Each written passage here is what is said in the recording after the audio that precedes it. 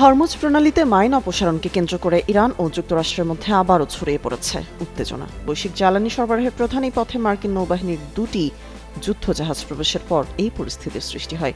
বর্তমানে মধ্যপ্রাচ্যের এই জলপথটি আন্তর্জাতিক রাজনীতির কেন্দ্রবিন্দুতে পরিণত হয়েছে।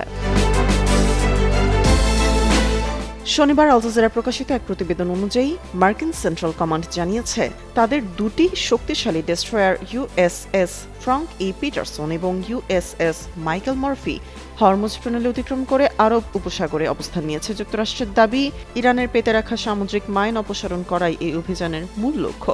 মার্কিন অ্যাডমিরাল ব্র্যান্ড কুপার একে সংঘাতের গুরুত্বপূর্ণ মোড় হিসেবে অভিহিত করেছেন। তিনি জানান, আন্তর্জাতিক বাণিজ্যের স্বার্থে একটি নিরাপদ নৌপথ তৈরির কাজ চলছে।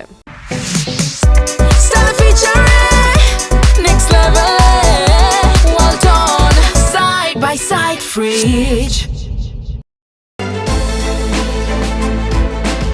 এদিকে মার্কিন দাবিকে সম্পূর্ণ মিথ্যা বলে প্রত্যাখ্যান করেছে ইরান। দেশটির সামরিক সদর দপ্তরের মুখপাত্র জানিয়েছেন, এই জলপথের পূর্ণ নিয়ন্ত্রণ ইরানের হাতেই রয়েছে।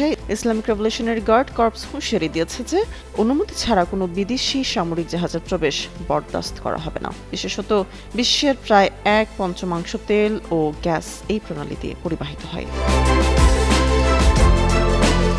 মাঝপর্যায়ে উত্তেজনা থাকলেও ইসলামাবাদের দুই দেশের মধ্যে কূটনৈতিক আলোচনা চলছে। মার্কিন ভাইস প্রেসিডেন্ট জেডি ভ্যান্স এবং ইরানের পার্লামেন্ট স্পিকার মোহাম্মদ বাঘের গালিবাফ এই সংলাপে নেতৃত্ব দিচ্ছেন।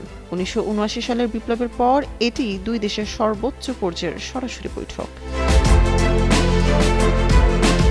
বৈঠক চললেও পারমাণবিক কর্মসূচি এবং হরমুজ প্রণালী নিয়ন্ত্রণ নিয়ে দুই পক্ষের মধ্যে বড় ধরনের মতপার্থক্য রয়েছে। এদিকে মার্কিন প্রেসিডেন্ট ডোনাল্ড ট্রাম্প এই যুদ্ধে জয়ী হওয়ার দাবি করেছেন।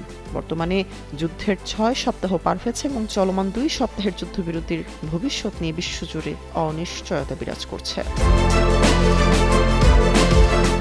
তামান্না তাবাসসুম, যুগান্তর নিউজ।